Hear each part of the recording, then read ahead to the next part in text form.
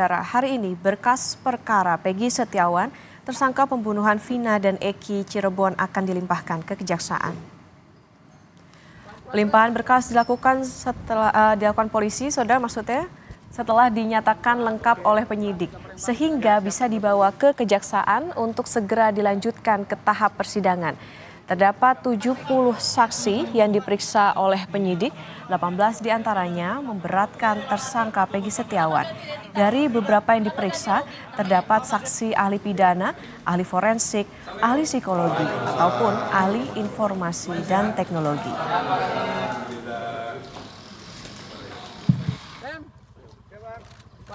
Besok pagi kasusnya akan dilimpahkan ke Kejaksaan. Jadi berkas sudah lengkap, dilaksanakan penyidikan, dan besok akan dilimpahkan ke Kejaksaan. Dan saksi yang diperiksa untuk tersangka kasus Peggy alias Peron sebanyak 70 orang, dan di antaranya ada 18 saksi yang memberatkan. Di saat berkas Peggy Setiawan dilimpahkan ke jaksa, sidang pra-peradilan atas penetapan tersangka kepada Peggy akan berlangsung awal pekan depan. Kuasa hukum Peggy juga bertemu dengan pihak Kejaksaan Agung dalam rangka audiensi. Akankah upaya-upaya ini bisa mempengaruhi pengungkapan kasus hukum pembunuhan Vina dan Eki yang menjerat Peggy?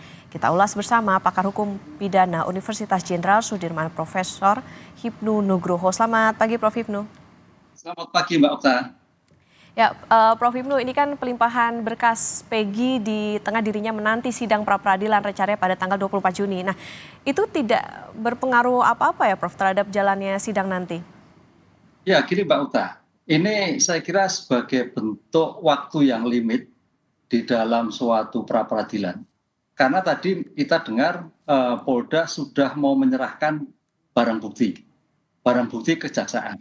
Nah, sekarang pertanyaannya, Kejaksaan cukup waktu enggak untuk melakukan suatu pemberkasan surat dakwaannya? Karena begini, di dalam suatu kontrol pra-peradilan itu kontrol tentang upaya paksa. Kan itu loh. Nah, sekarang pertanyaannya, besok tanggal 24 adalah sidang pertama pra-peradilan. Pertanyaannya begini Mbak Uta, kalau besok Polda minta waktu untuk mundur, ini bisa wassalam pra-peradilan.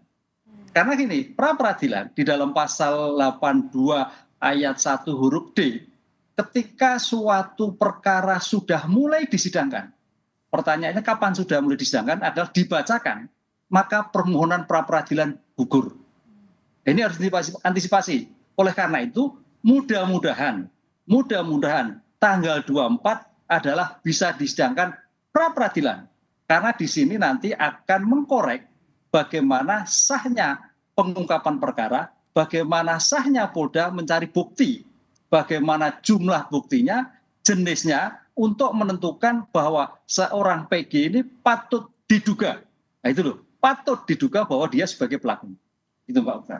Oke, artinya ini jadi kejar-kejaran nih, Prof, antara jaksa ataupun juga dari polisi. Kemudian kalau misalnya nanti ini kan sidang pra-peradilannya berlangsung sepekan. Gimana kalau misalnya nanti di saat sidang pra-peradilan, di saat masanya yang sepekan itu, Peggy ini justru dinyatakan lengkap berkasnya kemudian disidang atau sudah ditetapkan jadi terdakwa, ini gimana, Prof? Apakah bisa membatalkan pra-peradilannya berarti? Ya, artinya gini, memang dalam suatu peradilan Indonesia tidak boleh dua. Kontrol pertama tentang pra-peradilan itu ada mengenai sah tidaknya tadi. Oleh karena itu kejar-kejarnya begini Pak, ini memang perlu diantisipasi. Saya yakin memang Polda tidak berpikir lain lah. Tapi bisa juga berpikir begitu perkara nanti disahkan, dilimpahkan. Maka pertanyaan kuncinya ada di Kejaksaan. Kejaksaan butuh waktu berapa hari untuk menentukan pembuatan surat dakwaan. Satu. Kedua, pengadilan juga butuh waktu berapa hari untuk menentukan jadwal sidang dengan pembacaan. Jadi bukan pelimpahan. Kalau dilimpahkan oleh pengadilan, tapi batas waktunya adalah dibacakan. Sehingga misalkan begini, kalau hari ini itu dilimpahkan misalkan dan dibacakan di persidangan, maka permohonan pra-peradilan gugur. Nah, ini yang harus diantisipasi. Nah, ini sering terjadi kalau kita kaji di dalam penelitian-penelitian itu memang kejar-kejaran di situ, sehingga katimbang ini orang Jawa, katimbang mempertahankan pra peradilan nanti kemungkinannya bisa tanda petik diterima permohonan gugatannya oleh terdakwa, maka mengulang kembali. Tapi kalau tidak, ya segera dilimpahkan sehingga perkara itu menjadi perkara di persidangan pengadilan negeri. Ini memang oyak-oyakan dalam suatu penentuan hari yang pada ini. Tapi prediksi saya, Mbak, kalau ini tanggal 20, besok pelimpahan perkara agak nggak mungkin. Kecuali nanti tadi tanggal 24 minta mundur. Lah, hakim mau menerima atau tidak? Kalau tidak menerima berarti pra peradilan jalan. Tapi kalau hakim nanti menerima permohonan perpanjangan pengunduran pra peradilan, ya tadi saya katakan masalah permohonan pra peradilan. Oke, berarti artinya ada beberapa kunci yang harus ini jadi pertanyaan ya Prof. Bisa cepat apa enggak nih? Nah kemarin Prof ini kan juga jadi sorotan nih, kuasa hukumnya Peggy ini kemarin beraudiensi ke Kejaksaan Agung. Salah satunya nih minta supaya jaksa nih bisa cepat, bisa cermat juga untuk meneliti berkasnya Peggy di tengah kasus ini kan juga sedang disidik. Nah dari sisi hukum ini ada upaya apa Prof? Apakah ini juga bisa jadi apa ya, semacam stimulus untuk membantu prosesnya bisa cepat sebelum nantinya sidang pra peradilan? Ya, artinya begini Mbak, di dalam sistem peradilan pidana itu ada istilah namanya pra penuntutan. Pra penuntutan itu adalah sebagai ruang koordinasi antara penyidik dan penuntut umum dalam menentukan suatu perkara di persidangan. Oleh karena itu, saya beranggapan bahwa penasihat hukum itu memberikan suatu gambaran kalau memang pengungkapan perkara bukti kurang, tidak bisa menggambarkan, mungkin jangan diterima dulu, kan gitu loh. Jangan diterima dulu, artinya sebagai bentuk ruang koordinasi, pengembalian tambahan bukti, pengembalian tambahan informasi, itu perlu dilakukan sehingga jaksa betul-betul firm. Jangan sampai jaksa menerima aja hasil dari pemeriksaan yang kemarin yang berpotensi nanti jaksa tidak bisa menggambarkan, obskur. Gitu Mbak. Oleh karena itu kan seperti kemarin persidangan yang 8 tahun yang lalu kalau kita kaji itu harusnya obskur. Obskur itu artinya batal. Batal itu dianggap tidak pernah ada. Nah dalam hal ini kalau memang perkara yang dilakukan penyidikan itu memang bukti kurang, tidak bisa menggambarkan lokus deliktinya, pesan penasihat hukum pada Pak Jaksa mungkin jangan dulu diterima. Kembalikan dulu sampai pada posisi persis sehingga nanti yang mempertahankan di persidangan itu adalah jaksa. Jadi jangan sampai hanya seperti kantor pos menerima perkara langsung. Ini yang saya kira pesan yang diminta oleh penasihat hukum seperti itu Mbak. Oke, artinya harus cermat juga dari sisi jaksa. Ini termasuk juga kemarin Prof, pengacara Peggy kan juga tidak hanya ke Kejaksaan Agung tapi juga rencananya mau ke Mahkamah Agung, bahkan juga ke Menko Polhukam, ke KPK bahkan. Nah ini Anda melihatnya seperti apa Prof? Ya sebetulnya yaitu usaha sebagai bentuk antisipasi baik ya. Tapi ini kan masalah hukum ya. Jadi kalau masalah hukum itu bicara hukum, bicara bukti. Sekarang bukti yang dilakukan Peggy itu akurat tidak? Bukti yang dilakukan mempunyai nilai atau tidak? Karena syarat yang dimintakan dalam hukum teorinya adalah negatif wet. 2 alat bukti, 2 itu melihat jumlah dan jenis. Jadi jumlahnya 2, jenisnya ya, kekuatannya bagaimana. Sehingga kalau toh memang mintakan pada Menko Polhukam, Mahkamah Agung ya itu sebagai bentuk ikhtiar lah ya. Ikhtiar, karena kita melihat kemarin tanda petik ada suatu hal yang tidak beres kan seperti itulah. Ini jangan sampai. Tapi itu sebenarnya second lah kedua. Yang kuncinya sekarang adalah bagaimana bukti yang dilimpahkan itu bernilai bukti. Bukti yang dilimpahkan itu mempunyai keyakinan di dalam suatu persidangan. Bukti yang dinilai itu bernilai dalam suatu persidangan. Sehingga betul apakah Peggy atau tidak. Pelakunya ini atau tidak. Ini yang permasalahan seperti itu. Jadi ya boleh semua disurati tapi fokus pada bukti. Bicara hukum, bicara bukti. Oke, intinya harus tetap pada pembuktian. Prof, kalau menurut Anda sampai saat ini apa sih Prof yang janggal dari penyidikan kasus pembunuhan Vina? Apalagi kan ayah dari Vina sempat diperiksa Propam. Ya, kalau kita lihat berbagai media kan ini kan sejak awal memang kayaknya ada sesuatu yang ditutupi. Itulah. Dalam ilmu kriminalistik, suatu pengungkapan yang ditutupi, yang ditambah-tambah, yang dikurang-kurang, itu teorinya ada Mbak, menimbulkan suatu pemeriksaan yang tidak profesional. Menimbulkan suatu pemeriksaan yang menimbulkan cacat. Menimbulkan suatu pemeriksaan yang tidak akurat.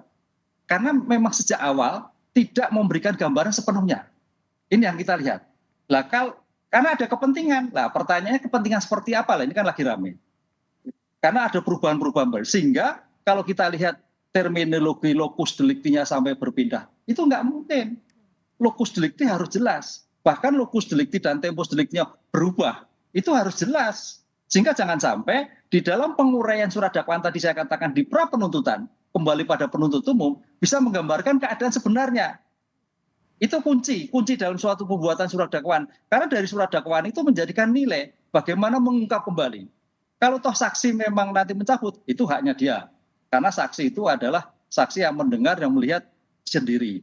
Mempunyai nilai atau tidak, ada keterkaitan atau tidak. Nah, ini yang saya kira menjadikan PR tersendiri bagi Polda untuk bisa memberikan gambaran yang jelas bahwa perkara ketika itu tidak ada suatu permasalahan, tidak ada suatu titipan, tidak ada suatu rekayasa, kan gitu. Kesalahan pada prosedur mekanisme itu bisa. Tapi pertanyaan apakah 2016 kesalahan prosedur seperti ini, yaitu kita uji di persidangan nanti. Jadi saya kira nanti PG ini menjadi pintu gerbang, Mbak, untuk mengungkap kembali permasalahan-permasalahan 8 tahun yang lalu. Termasuk juga harus bisa membuktikan kepada publik ya Prof, soal kan banyak juga pertanyaan apakah ini benar PG yang dimaksud 8 tahun lalu atau jangan-jangan ini cuman ada upaya-upaya tadi yang Prof bilang ada dugaan menutup-nutupi begitu ya. Prof kan ada nih upaya peninjauan kembali dari setidaknya 5 terpidana kasus Vina. Apa yang Anda cermati dari upaya ini setelah mereka sebelumnya kan sempat dihukum sekitar 8 tahun? Ya, ini Mbak, ini proses hukum sedang berjalan. Dan proses hukum sudah berdasarkan bukti ketika itu. Nah, dalam ketika itu sudah dibuktikan menjadikan putusan bersalah. Setiap putusan kita harus dianggap benar. Kan res judicata gitu. Nah, pertanyaannya, kapan suatu putusan salah? Kalau putusan itu dibatalkan oleh atasannya. Suatu putusan dianggap benar kecuali dibatalkan oleh atasannya. Nah, sekarang bagaimana membatalkan atas putusan pengadilan negeri dan kasasi adalah dengan PK. Sehingga 6 orang atau 7 orang ini yang sudah diputus itu wajib mengajukan peninjauan kembali berdasarkan bukti baru. Bukan keterangan saja, bukti baru, bukti yang menimbulkan keadaan suatu peristiwa pertama kali menjadikan bebas. Jadi kalau kemarin itu penasihat hukum menyatakan, wah ini keterangan dicabut, oh belum. Karena keterangan itu harus cross check dengan bukti yang lain. Betulkah keterangan yang dicabut itu bernilai bahwa dia bukan pelaku? Betulkah keterangan yang dicabut itu ada tidak bantahan dari keterangan yang lain? Nah, ini yang saya kira menjadikan fokus bukti baru ini sehingga kalau memang betul apa yang disampaikan dalam persidangan dicabut itu dikuatkan dengan bukti-bukti yang lain, insya Allah itu akan menjadi pertimbangan sebagai bukti baru di PK. Karena PK itu berarti bukti baru sehingga hukumannya menjadi ringan atau bebas karena tidak terbukti seperti yang dirumuskan dalam surat dakwaan. Oke, Prof mungkin ini apa yang kira-kira perlu diantisipasi nih dari pihak pengacara Peggy karena kan sekarang juga kemarin setelah dari Kejaksaan Agung nanti rencananya juga beberapa pihak juga akan didatangi begitu oleh pengacaranya Peggy. Ya, sebagai bentuk uji pertama pra peradilan ini saya kira harus dilalui, Mbak. Jadi jangan sampai nanti dalam konteks pelimpahan berkas perkara pada penuntut umum ini akan membatalkan, menggugurkan pada pra peradilan. Karena ini akan menjadi uji bagi semua orang, publik, termasuk penegak hukum. Apakah betul Peggy ataukah tidak? Ini artinya nanti di sini kuncinya sekarang bukan lagi di Polda, tapi begitu pelimpahan ada pada penuntut umum. Nah, apakah jaksa hanya menerima dari hasil penyidik, ataukah jaksa minta tambahan lagi bukti-bukti yang akurat terhadap Peggy yang bersangkutan. Lah kalau meminta bukti-bukti yang akurat lagi menambahkan itu yang disebut nanti namanya pra penuntutan, ruang koordinasi. Sehingga dengan demikian nanti bukti itu bernilai di dalam suatu persidangan. Lah dalam konteks pemberkasan penambahan bukti saya kira butuh waktu. Sehingga ketika butuh waktu besok tanggal 24 pasti dapat dimintakan pra peradilan. Ini yang menjadi yang kita tunggu-tunggu. Apakah yang dilakukan penyidik benar atau tidak? Apa yang dilakukan yang kuasa hukum benar atau tidak dalam suatu persepsi yang sekarang ini? Sebab kalau nanti sampai ini lewat, pra peradilan lewat, ya kontrol pertama hilang. Padahal sebagai kontrol itu, pra peradilan dalam hukum pidana itu kita ada 2 kontrol. Kontrol yang pertama adalah pra peradilan, kontrol yang kedua adalah eksepsi bantahan terhadap isi surat dakwaan, menggambarkan atau tidak. Itu. Kalau memang tidak menggambarkan seperti ketika suatu peristiwa, batal demi hukum tadi kan. Makanya waktu itu 8 tahun yang lalu seandainya penasihat hukum menjadikan bahwa memberikan catatan terhadap surat dakwaan batal dan diyakini oleh hakim, perkara tidak berlarut seperti ini.